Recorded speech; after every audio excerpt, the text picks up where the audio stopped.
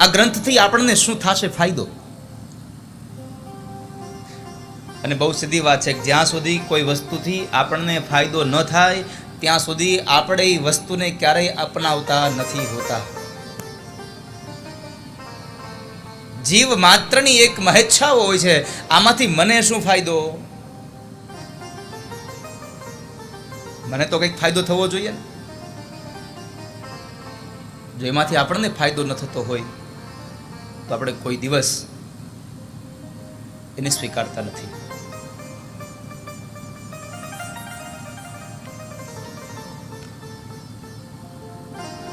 તો આ ગ્રંથને આપણે અહીંયા લઈ આવ્યા. આ ગ્રંથનો શું મહાત્મ્ય છે? આમાંથી આપણને ફાયદો શું? પણ આ બધું જ જો ભાવ સાથે પીવામાં આવે તો આનંદ આવે વાલા.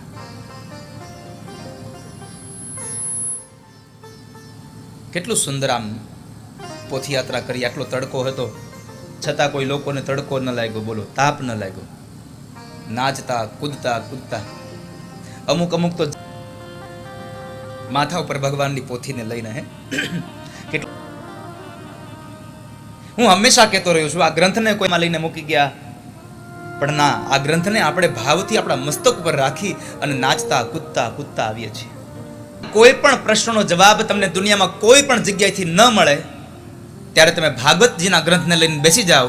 આ દુનિયાનો એક પણ પ્રશ્ન એવો નથી કે જેનો જવાબ ભાગવતની અંદર લખ્યો ન હોય વાલા.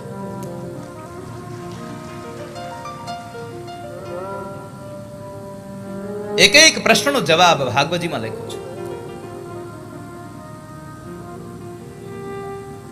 એટલે તો એને માથા ઉપર લઈને આવીએ છીએ, ભાવથી ગાતા. અરે એટલું જ નહીં, સારું છે હવે આ અબીલ અને ગુલાલ ઉડાડવાનું બંધ થઈ ગયું છે.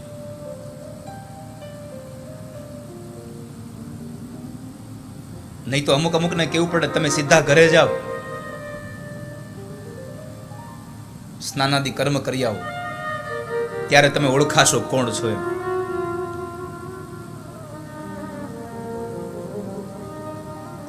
આ બધા ઇલેક્ટ્રિક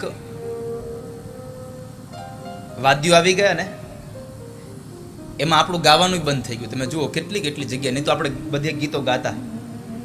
આવી પોથી યાત્રાઓ જ્યારે થતી હતી, ભગવાનના સામૈયા થતા હતા ત્યારે આપણે ગાતા. પણ હવે ડીજે આવી ગયું, એમાં આપણું બંધ થઈ ગયું.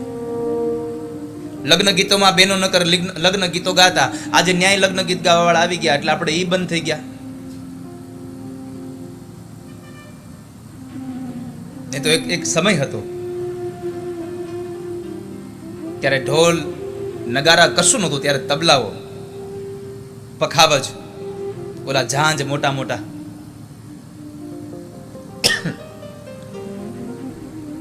એમાં અંજારનું મંજીરું એટલું રણકોટા કરે મીઠું.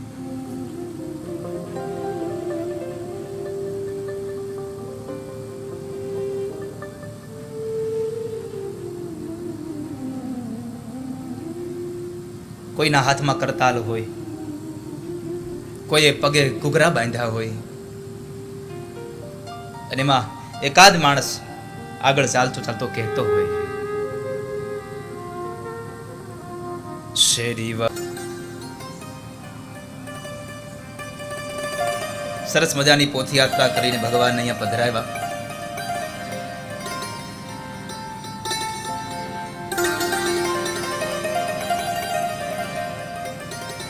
અને એ ભગવાન ભાગવતજીનું મહાત્મ્ય અને મહાત્મ્યનો પ્રારંભ કરતા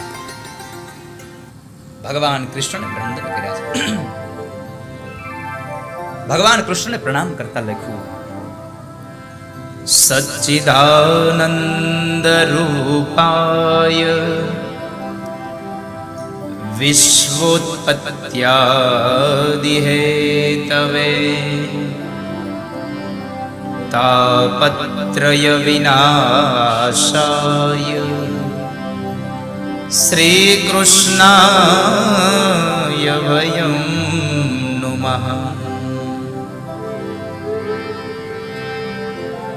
ભગવાન સચ્ચિદાનંદ રૂપને પ્રણામ કર્યા, જેની અંદર સત ચિત અને આનંદનો સમન્વય છે એવું તત્વ સચ્ચિદાનંદ રૂપ.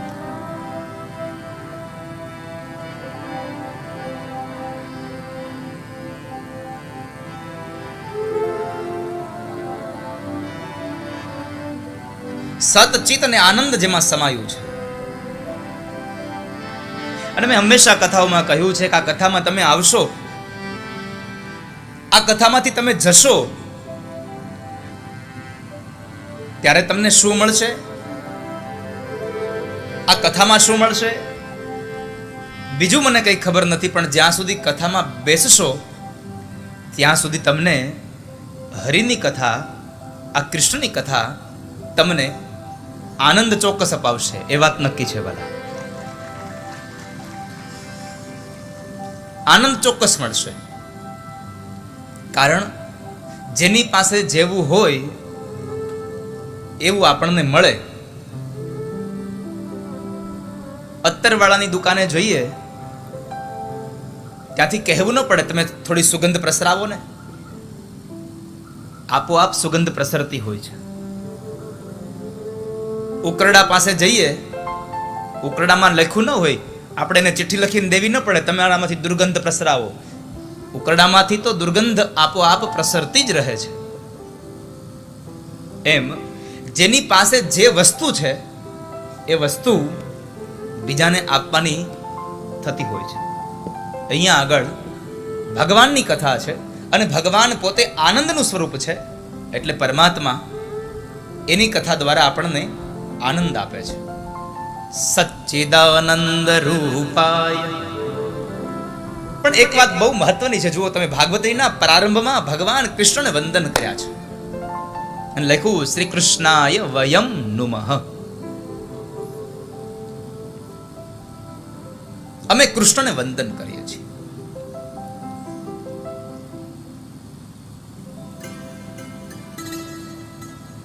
અમે કૃષ્ણને પ્રણામ કરીએ છીએ. પણ કૃષ્ણને પ્રણામ શું કામ કર્યા છે? એનું મૂળ કારણ છે કૃષ્ણમાં રહેલી 3 વસ્તુઓ, પરમાત્માની અંદર રહેલા 3 ગુણો, અને એટલા માટે ભગવાનને વંદન કર્યા છે. ભગવાનનું સ્વરૂપ સારું છે એટલે કહ્યું તેરા સ્વરૂપ ન્યારા ન્યારા. ભગવાનનું સ્વરૂપ બહુ સારું છે.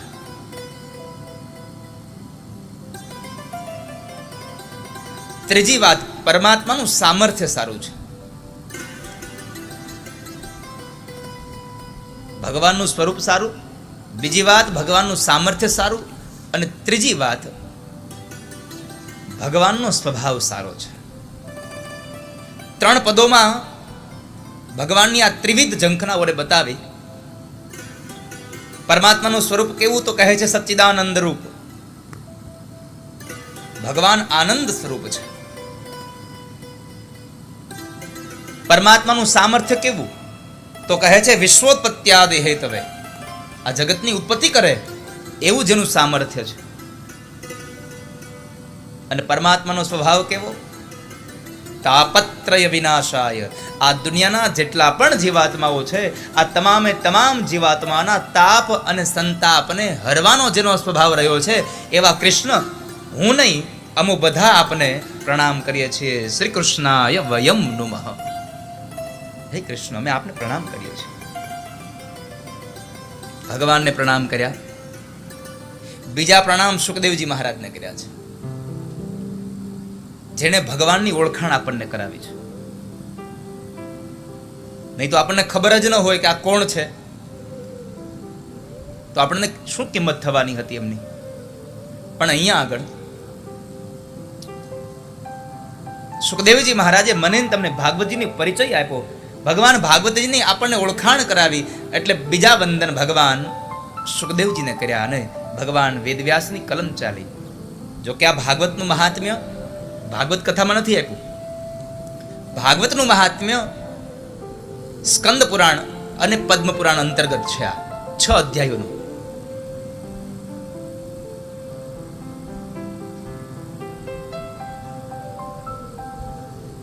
અને આમ પણ વાત બરાબર છે ને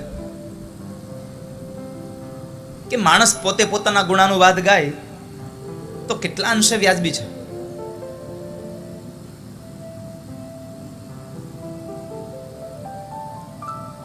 આ મંડપનું આટલું સુંદર કામ હોય અને આ મંડપ જેનો છે એના માલિક આપણને એમ કહેતા આવે, અમે બહુ સારો શણગારીએ છીએ, બહુ સારું સુશોભન કરીએ છીએ, આવું કહે તો આપણને ખબર પડી જાય કે આમાં કેટલું છે, કારણ કે પોતાના મોઢે જ પોતાના વખાણ કરે છે. પણ જ્યારે આપણે અહીંયા અંદર પ્રવેશ કરીએ અને આ બધું જોઈએ તો આપણે બીજા ઓલા મોઢેથી કહીએ કે ના ભાઈ સારું બહુ કર્યું છે, એને લોકોએ સારું શણગાર્યું છે, ત્યારે સમજવાનું કે આ સાચા અર્થમાં એનું કર્મ સારું છે. પોતે વખાણ ન કરે, બડા બડાઈ ના કરે, બડા ન બોલે બોલ, हीरा मुख से ना कहे कि लाख हमारा मोल. માણસ પોતાના મોઢે જો મોટાઈ કરે તો પ્રશંસનીય નથી. માટે આ ભાગવતજીનું મહાત્મ્ય પદ્મ પુરાણે ગાયું, સ્કંદ પુરાણે ગાયું કે ભાગવતનો આટલો મહિમા છે. હીરા મુખ સે ના કહે લાખ હમારા મોલ. હીરાની કિંમત તો ઝવેરી કરી બતાવે. આ ભાગવતની કિંમત કોને થશે? આ ભાગવતની કિંમત કોણ કરે? પરીક્ષિત મહારાજ, કે જેમણે ભાગવતની કથાને સાંભળીને મોક્ષ મેળવી લીધો, મુક્તિ મળી ગઈ. આ ભાગવતની કથાનો મહિમા કોણ ગાશે? આજના દિવસે જેટલા લોકો આવ્યા છે એ લોકો ઘરે જઈને કહેશે બહુ આનંદ આવ્યો કથામાં આજે. પણ એ આનંદ ક્યારે આવશે? તો કહે છે જ્યારે કથા પૂરી થતી હોય, એ કથા પૂરી થવાના સમયે અહીંયા વ્યાસપીઠથી ગવાતું હોય, તમે મને માયા. જો આ ગીત ન ગવાય તો કથામાં મજા આવી.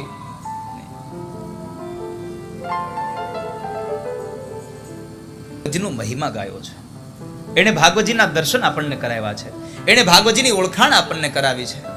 એટલા માટે ભગવાન સુખદેવને પ્રણામ કરતા પરમ શ્રદ્ધેય ભગવાન વેદવ્યાસજી મહારાજ લખે છે, યમ પ્રવ્રજંતમનુપેતમપેત કૃત્યમ દ્વૈપાયનો વિરહ કાતરયા જુહાવ પુત્રેતિ તન્મયતયા તરવોభిનેદુ સ્તં સર્વભૂતહૃદયં મુનિમાનતોસ્મિ. સ્તં સર્વભૂતહૃદયં મુનિમાનતોસ્મિ.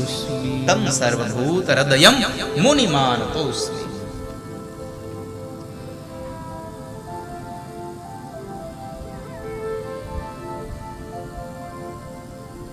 જન્મતાની સાથે જ જેને જેને વૈરાગ્ય લાગ્યો છે એવા ભગવાન સુખદેવજી મહારાજ, જેને યજ્ઞોપવિત સંસ્કાર થયા નથી. અરે યજ્ઞોપવિત સંસ્કાર થયા નથી એટલું જ નહીં, ભાગવતજીમાં લખ્યું છે કે જેને કોઈ પણ વસ્તુ કરવાનું બાકી પણ નથી રહ્યું, એવા ભગવાન સુખદેવનું પ્રાગટ્ય છે. એવા ભગવાન સુખદેવને પ્રણામ કર્યા, જેની પાછળ ભાગવતના રચયિતા સ્વયં મહર્ષિ વેદવ્યાસ પાગલ બનીને દોડ્યા છે. પુત્રેતિ તન્મયતયા તરવોభిનેદુ સ્તં સર્વભૂતહૃદયં મુનિમાનતોસ્મિ. તમ સર્વભૂતહૃદયં મુનિમાનતોસ્મિ. ભૂતનો અર્થ છે આ દુનિયાનો તમામ જીવાત્મા અને જીવાત્માના હૃદયની અંદર રહેલા તમ સર્વભૂતહૃદયં મુનિમાનતોસ્મિ. અમે આપને પ્રણામ કરીએ છીએ.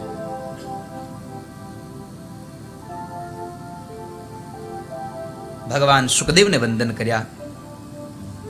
આ ભાગવતની કથા નૈમિષારણ્યના પવિત્ર જંગલમાં, પવિત્ર ધરામાં એક વખતના સમયે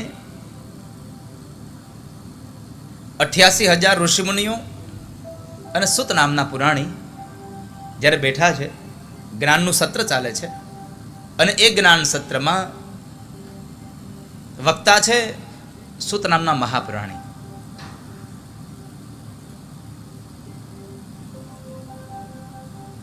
અને જ્ઞાનનો વક્તા કેવો હોવો જોઈએ એની અહીંયા એક રૂપમાં બતાવી છે.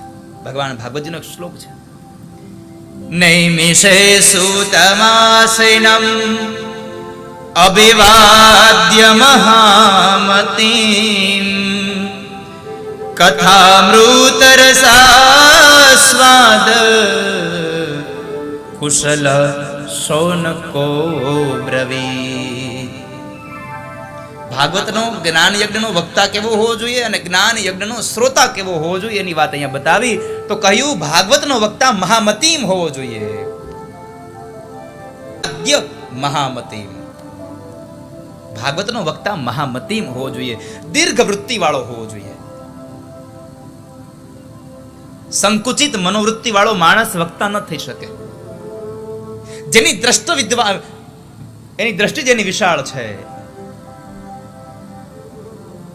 સમાજ પ્રત્યેની ભાવનાઓ જેની વિશાળ છે, એવો મહામતીમ આ જ્ઞાન યજ્ઞનો વક્તા હોવો જોઈએ.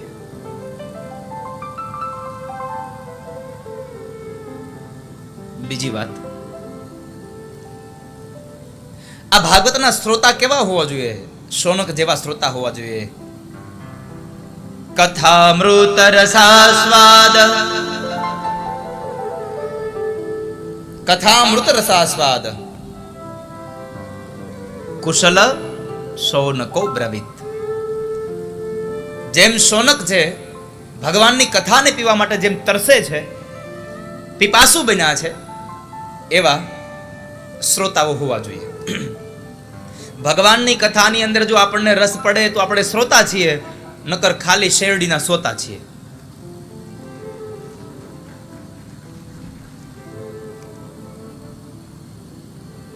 આવી મહામતીમની આ કથાઓ જ્યારે નેમિષારણ્યના પવિત્ર જંગલમાં ચાલતી હતી ત્યારે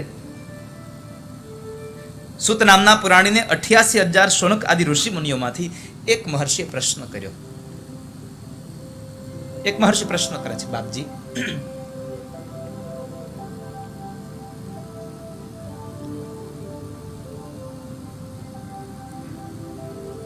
અમે આપણે પ્રાર્થના કરીએ છીએ,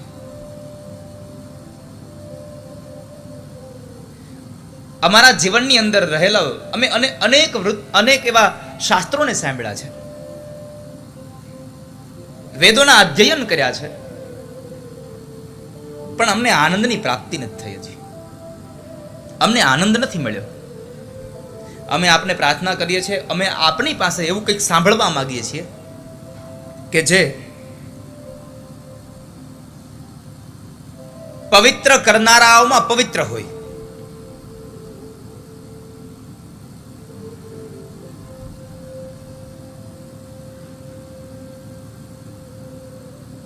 અને સાથે સાથે અમારા મનને આનંદ અપાવે, શાંતિ અપાવે, અને એની સાથે પરમ તત્વ કૃષ્ણની પ્રાપ્તિ કરાવે. કૃષ્ણ પ્રાપ્તિ કરમ શાશ્વત, અમને કૃષ્ણની પ્રાપ્તિ થાય એવું કશું સંભળાવો.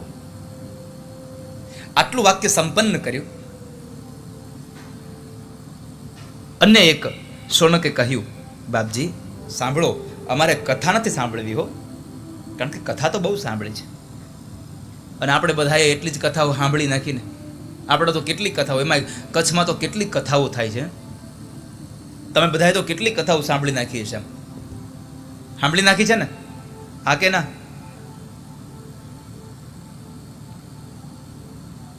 કેટલી કથાઓ સાંભળી નાખી હોય. અમે તો ગામડાઓમાં બેઠા હોય ને, જ્યારે આમ વડીલો આવે અને કંઈક વાત થતી હોય તો હું એમ કહું કે દાદા તમે તો કેટલી મોટી ઉંમરના છો, તમારી ઉંમરમાં તમે તો કેટલી કથાઓ સાંભળી નાખી હશે ને. આવી તો, અરે દાદા હવે આવી તો કેટલી સાંભળી નાખ્યું. અમુક કથામાં આવે, અહીંયાથી સાંભળે ને અહીંયાથી જવા દે.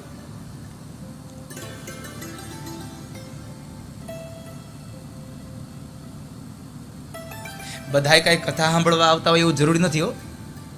હા, આ એક વાત તમને બહુ અગત્યની કરી દઉં. બધા લોકો કથા સાંભળવા આવે એવું જરૂરી નથી. ક્યારેક ક્યારેક અમુક લોકો કથાને જોવાય આવતા હોય. અહીંયા કેવું છે, અમુક ઈ જોવા આવતા હોય કારણ લોકોએ ક્યાં ભૂલ કરી છે. અમુક આ નકરી લાઇટો ગણવા આવતા. આટલી બધી લાઇટો શું કરવી છે કે બધાની વૃત્તિ અલગ હોય.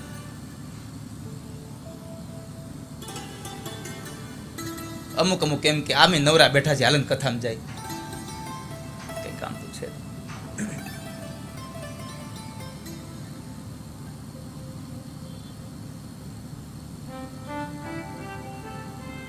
અને અમુક માણસ માત્ર ને માત્ર પરમાત્માની કથા સાંભળવા આવતો હોય, અને પરમાત્માની કથા સાંભળવા આવે ને એને ક્યાં જગ્યા મળે છે ને એનું મહત્વ એને હોતું જ નથી. એને એટલું જ મહત્વ હોય છે, હું જ્યાં પણ બેસું ત્યાં મને મારા હરિની કથા મળે, બસ બીજું કશું મળે કે ના મળે, અને મારા ઠાકોરજીની કથા મળે.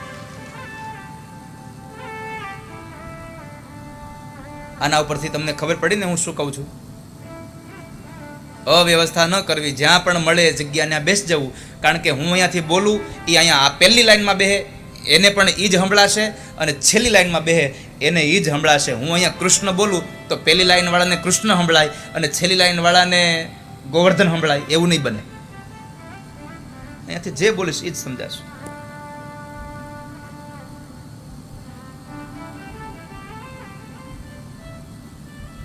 બાપજી કથા નથી સાંભળવી. અને આમ પણ અમારો અખો ભગત કહે, કથા સુણી સુણી ફૂટ્યા કાન, તોય ન આવ્યું બ્રહ્મ જ્ઞાન. અખો ભગત કહે હવે કરવું કેમ, આટલી વાર સાંભળી તોય એમનું એમ. કેટલી વાર કથાઓ સાંભળી અમે, પણ હજી આમાં કઈ સુધારો ન થયો. સમજવાનું આપણામાં સુધારો નથી થયો તો આનું એક જ કારણ છે કે આપણે કથામાં ગયા, કથા આપણામાં નથી આવી. આપણે 3 કલાક કથામાં બેઠા પણ 3 મિનિટની કથા આપણામાં નથી આવી. જો 3 મિનિટની કથા આપણામાં આવી જાય તો આપણું જીવન ધન્ય બની જાય. વાલા, આપણું જીવન ધન્ય બને. 3 મિનિટની કથા આપણામાં બેસે તો આખો સત્સંગ આપણને યાદ રહે કે ન રહે, પણ જીવનને પરિવર્તિત કરે એવી એકાદ વાત પણ જો જીવનમાં આવી જાય તો આ ભાગવત કથા ફળીભૂત થઈ જાય. હું તમને એટલું ચોક્કસ કહું છું, તમે કથામાં આવજો 7 દિવસ, આનંદ કરજો, તમને કોઈને વૈરાગ્ય નહીં લાગે. ઘણા તો બીવે કથામાં જઈને નહીં વૈરાગ્ય લાગી જાય. તો મને ભરોસો છે મારી કથા ઉપર કે આ કથા તમને આનંદ આપશે, તમને વૈરાગ્ય નહીં લગાડી દે. તમે ઘરેથી નીકળી જાઓ, ડુંગરામાં બેસી જાઓ, એવું તો તમને નહીં જ કરે હવા. અને મને તમારા ઉપર ભરોસો છે, તમે એટલા બધા તો વૈરાગ્ય નહીં જ બનો. તમે બધું છોડી દો. હવે કથામાં આવીને જો આપણાથી આપણા ચંપલ ન છૂટતા હોય તો બીજું છૂટે કઈ?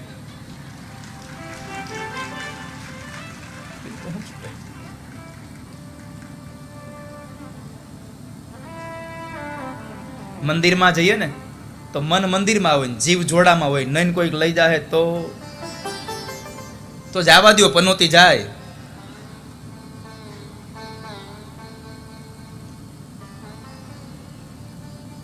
ભલે લઈ જાય, બીજું શું. બાપજી કથા નથી સાંભળવી અમારે તો કૃષ્ણની પ્રાપ્તિ કરાવે એવું કોઈ સાધન બતાવો. કૃષ્ણ પ્રાપ્તિ પરમ શશ્વત તદ્વદાધુના. અમને કોઈ એવું કૃષ્ણની પ્રાપ્તિ કરાવે એવું પાત્ર આવો, એવું તત્વ સમજાવો. અમે આપને પ્રાર્થના કરીએ છીએ, હે ગુરુદેવ, કરોડો સૂર્ય સમાન જેનું તેજ છે એવા હે સુત મહાપુરાણી, અમે તમને એટલી જ પ્રાર્થના કરીએ છીએ કે અમારે કથા નથી સાંભળવી, પણ શું કરવું છે? સુતાખ્યાહી કથા સારમ મમ કર્ણ રસાયનમ. અમારા કાનમાં એવો કોઈક રસ રેડો, અને એ પણ રસ કેવો? કથાના સાર રૂપી. કથા નહીં, કથાનો સાર માત્ર આપો તો પણ અમને આનંદ મળશે. અમારા જીવનમાં રહેલો અજ્ઞાન રૂપી અંધકાર તમારી પાસે રહેલા જ્ઞાન રૂપી દીપક દ્વારા અમારા અજ્ઞાન રૂપી અંધકારને નાશ ઉદ્ધાર નહીં થાય. ભાગવતની કથા સાંભળશો તો તમને આનંદ મળશે, તમારી ઈચ્છાઓ સંપન્ન થશે. તમે ભાગવત સાંભળો શબ્દ સાંભળ્યા એટલે શૌનકે પ્રશ્ન કર્યો, બાપજી ભાગવત શું કામે? અને સુત મહાપુરાણી કહ્યું, વેદોપનિષદામ સારાન જાતા ભાગવતી કથા. વેદ અને ઉપનિષદોનો સાર એટલે ભાગવત છે, અને એટલા માટે તમે ભાગવતની કથાને સાંભળો. તમે ભાગવતની કથા સાંભળો. યત્ર પ્રતિપદમ વિષ્ણુર ગીયતે બહુધર્ષિભિ. ભાગવત મહાપુરાણ શું કામે છે? ઉત્તમ શું કામે છે? એનું એક જ કારણ છે, યત્ર પ્રતિપદમ વિષ્ણુર ગીયતે બહુધર્ષિભિ. ભાગવતના એક એક શ્લોકના એક એક પદમાં ભગવાન વિષ્ણુના ગુણાનુવાદને ગાયા છે, એનો જ મહિમા ગાયો છે. એટલા માટે યત્ર પ્રતિપદમ વિષ્ણુર ગીયતે બહુધર્ષિભિ. માટે તમે ભાગવતની કથાને સાંભળો, હરિની કથા સાંભળો. ભગવાનેવ ભાગવતમ. ભગવાન એટલે જ ભાગવત.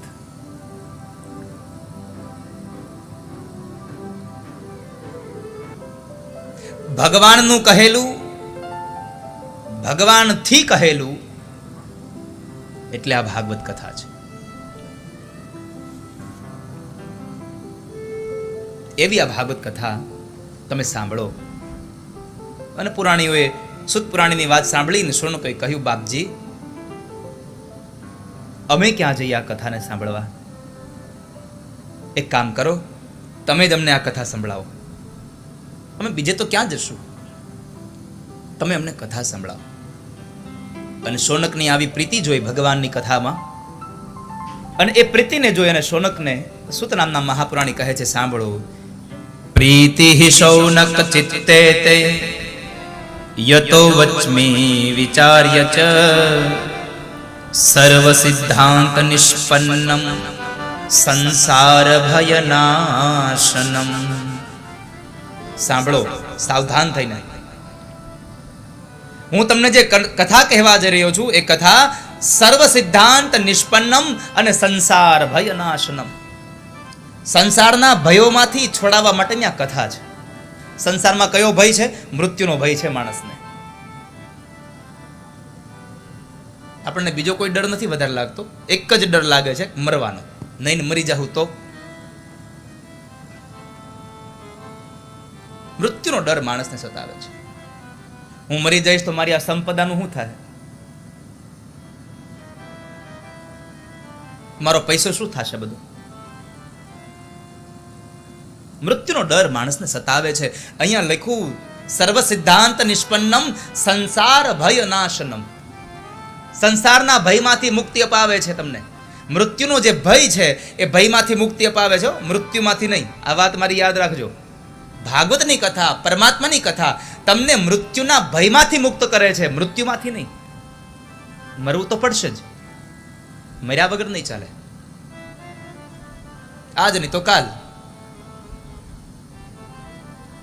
કોઈ આજ ગયા, કોઈ કાલ જશે. જવાનું તો બધાને છે, એમાં સંશય નથી વાલા. જવું તો પડશે જ. સંસાર ભયનાશનમ.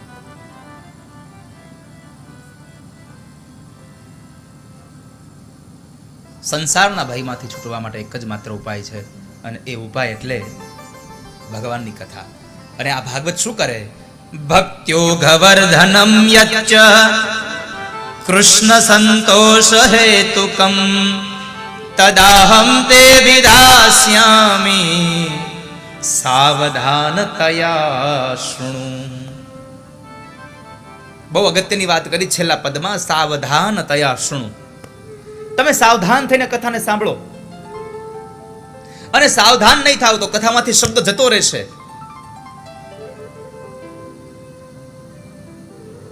એક ચિત્તથી પરમાત્માની કથાને સાંભળો, હરિની કથાને સાંભળો.